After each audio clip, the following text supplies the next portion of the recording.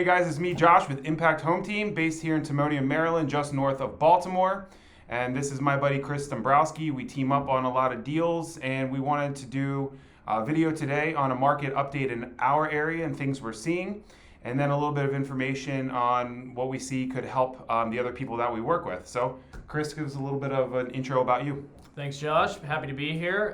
Team lead of the North Star team of Keller Williams Legacy in Towson. We're based out of Towson area. Been in the business for a little bit over 8 years now, and we're seeing some really dynamic changes, especially in the 2021 market this year, for sure.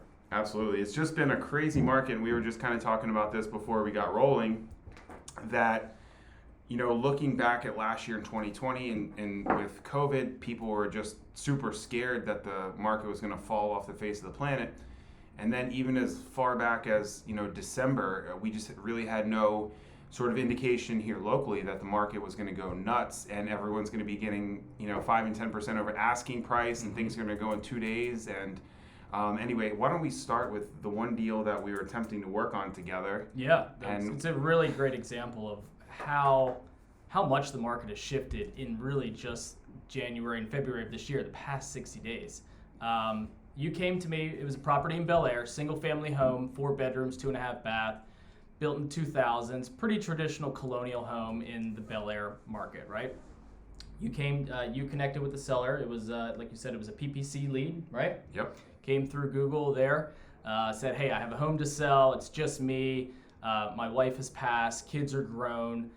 I need to sell this house. I need to move on with my life. I think your numbers looking back you would look back and you said offer $300 cash now, we'll take it, sell it as is, right? No, hold on. We told them that we thought the market value. Sorry. We thought the market value listed with a realtor could easily be 305 to 325. That was just our indication here in the office. But again, we refer out if we're listing, so we refer to Chris. Our cash offer on this house was, we gave him a range of 230 to 245. Oh yeah, it was way off. Yeah. And so we gave him a cash offer of 230 to 245, thinking that we would be able to sell the house for 355 when all was said and done after about 35 to 40 in repairs. Mm-hmm. When we found out that wouldn't work, we referred it to Chris. The seller enthusiastically wanted our referral to talk to Chris to list his house. So then Chris talked to the gentleman and... Right. We had a listing appointment with him, took a look at his home, virtually, of course, due to COVID. But we saw that the home, again, being built around 2000, was about 20 years old. So everything was pretty original: kitchens, bathrooms, mechanical, roof, windows, everything, right? Nearing 20 years, things are going to start needing some updates and maintenance and replacement. So we took that into account. We gave him our plan of attack, what we're going to do for him in terms of getting the home ready, and what he's going to have to do to help us as well. And he made it very clear. I don't want to do a whole lot at all. I really just want to clean it up, make it as best as it shows as it sits now, which we fully respect, and a lot of sellers asked us to do that as well. So we advised him that, hey, just declutter it, clean it up, make it presentable, just a thorough cleaning. We understand everything is original as it sits. And we advised him we could list it on the market when he was ready in the springtime for 350, 360 range all day long, no problem, based on comps that we've seen in the past 3 to 6 months. And one asterisk on that is we never go back more than 6 months, just because that's how bank appraisers are going to look at homes. They do not use homes sold more than 6 months ago in their comp, so we always try to stick with that 6 months there. That's a good tip. Yep. While you're there, what kind of range geography on a map? So very specific. We take first, obviously, the placement of the home and staying within the same neighborhood, not crossing any major boundaries, meaning main roads like a Bel Air Road, Route 1, I-95, something like that. We're staying within the boundaries of the neighborhood, not crossing any major roads, thoroughways, number one. Number two, looking for similar style of the home, 2-story to a rancher, that kind of thing. Bedrooms, bathrooms, square footage, of course, and then level of updates, whether if it's original, middle of the road, fully fixed up, brand new.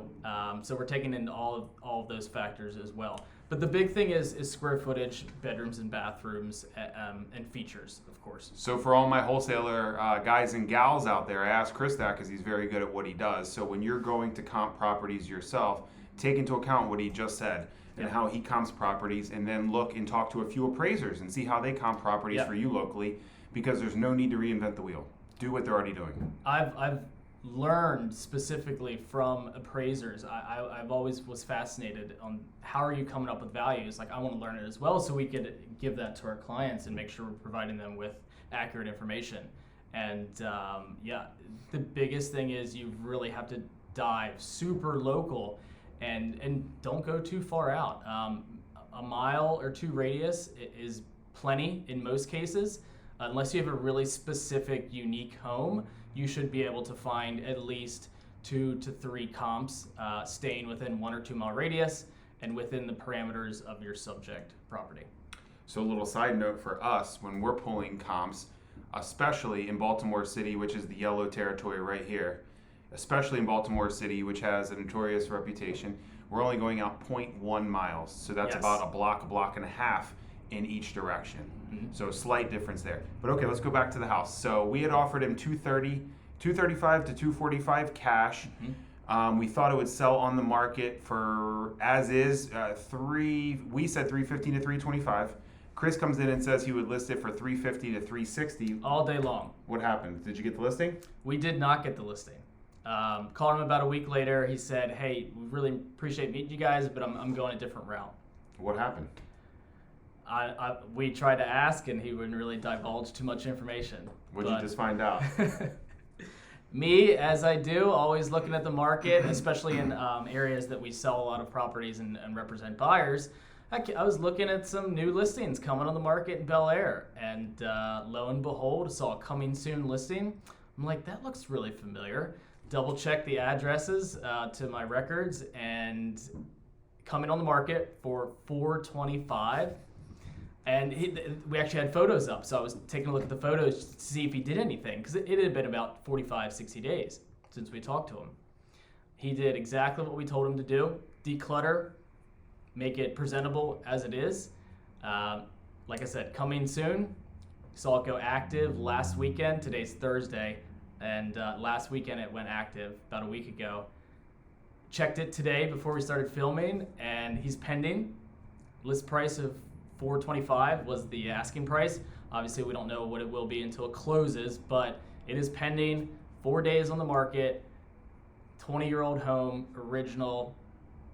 He didn't do anything. So that went for like 15 to 20% over what you thought it could get. Yes. Wow, that's a really cool story, just because it demonstrates what an incredible, but also kind of what's the right word here? Unpredictable market we're in. I do want to add one thing to that is this conversation between you, myself, and the client at the time was about second week of January, and it's the second week of March right now. That's how different the market has changed in 60 days. It's mind-boggling, and we're still navigating it day to day and figuring out how to be ahead of the game and keep our clients abreast of how to win in this market. Yeah, absolutely. That's great. Okay, so let's go. We have a few directions that we can go there. But really quick, let's talk about when you're working with clients who are sellers and selling their home in this market right now, what are you advising them to do so they can best capture that massive upside that's there right now? The biggest thing that we're telling sellers to do is get going. Do not wait. Get it while the market is strong and the pent-up buyers are there. Every spring market, there's always a pent-up need. The weather starts getting warmer. People are getting out of their houses. People are getting excited, and typically spring market is pretty aggressive. Unlike as I've been in the business for 8 years, this is by far the most aggressive spring market that we're seeing, with the lowest inventory that I've seen in 8 years. So we have lots of buyers, not many homes at all, multiple offer situations. But going back to your question, what we're telling our sellers is the same thing that we've always been telling sellers to do. The home has to be show ready. You got to declutter. You got to depersonalize. Less is more in terms of furnishing, accessories, things like that. Cleaning is one of the easiest ways to prep a home for sale. No one's going to walk into a dirty home and pay top dollar for someone else's filth, as we say. But really the same thing we've been telling them. Staging, cleaning, making sure everything's mechanically working. Outside curb appeal is always big for me. I'm really a strong proponent of curb appeal. And that's something as simple as fresh mulch in the garden, leaves cleaned up, freshly mowed lawn, and we're getting into that season now. But curb appeal is big. When you get out of your car, the home has to sparkle just like it did online. So that's big thing for us is everybody's home search starts online these days. Yes. So your home has to show as good in person, if not better, than it did online. For our flipped homes, I was very big on that same principle that it had to show very well, but also, like you just said, spend the extra money on the outside for the curb appeal. Yes. But then I think there's one thing as well as when you're going to hire someone to sell your home or you're going to sell your home, you have to get professional pictures. Oh my God. And not only just professional pictures, but you should find a great photographer because drawing off of what you just said for curb appeal and everyone starts online nowadays, that online search starts with one picture of your home. So that first picture should be a stunner, right? And there's a lot of people applying effects and that kind of thing to the picture, to the first featured picture. And I'm cool with that because if it draws your eye and you click the listing then and you start flipping through photos and that turns into a showing, I think that's a big advantage to some of the homes that sell. They make them look really good online. They take time to write the listings as well, and you can definitely tell that when you look at some listings. Some realtors just aren't really good with their writing skills, and they haven't presented that home in the best light. We're really methodical about how we list our homes. I'll spend 30 minutes looking for the best photo as the first photo online. And one of my longest running vendors is my professional photographer who only shoots real estate photography day in and day out. That's all he does. His proprietary system in terms of editing and how he shoots, and I let him handle that. I don't ask too many questions. But we're very methodical about how we advertise homes online because at the end of the day, our job is to get as many people through the door as possible, capture the buyer within the first 7 to 10 days. That's your window where you're going to get the most amount of money for any home in any condition. And then we capture the buyer from there. Oftentimes in this market, multiple buyers, negotiate to find a win-win for both seller and buyer, and that's something we can actually talk about, creating a win-win for both parties or no deal. But negotiating the best terms for the seller and doing their due diligence to make sure the buyer is financially sound and is presenting what they have presented. And so that's really not too much different in terms of what we're telling sellers to do. Maybe a little bit less renovations, but we're still telling them to paint, clean things up, curb appeal, all the basics, just showing the home in its best light possible. But we've cut back on, hey, this kitchen needs to be updated or this bathroom needs to be updated, things like that. Yeah, definitely. So less money spent, but still effort getting the home ready. Yeah, definitely. Okay, so let's switch over to buyers then. What are you doing on your buyers? With your buyers, what are you doing to prepare them to put their best possible offer together during their home search? Yes. It's been a challenge with buyers, put it that way. There's only one buyer can win in the negotiations, and you're up against a lot of competition, oftentimes triple digits in some instances, for sure, in terms of showings, offers. 20, 30, 40 offers we're seeing on a single property at any given time, especially in the sought-after neighborhoods of Baltimore City, Baltimore County, things like that. We are preparing our buyers, again, like we always have, but we're really focusing on the data. because I can tell the buyer all day long, hey, this is what you got to do. I'm teaching you how to win. We work for you, Mr. Buyer. You don't work for us. I'm going to give you as much information as I possibly can so that you can win in this market. Sometimes people listen to us right out of the gate. Sometimes they don't, and they have to kind of fail forward on their own first, and then they'll be like, okay, I might listen to Chris and what he's telling us to do. But getting the finances in order is a big thing. It's not even worth a buyer's time to go look at a home if you're not even pre-qualified or have your financing in order. There's just no sense in this market. And then you need to move quickly. You need to be aggressive. I know you work 9 to 5. You might need to get off work in the afternoon one day. Like, that's how aggressive this market is. If a home comes up on a Thursday, you can't wait on a Saturday or Sunday to go see it. If it comes up on a Monday, we got to go Monday night, Tuesday morning, something like that. So urgency is a big thing. We're telling our buyers, like, insane amount of urgency.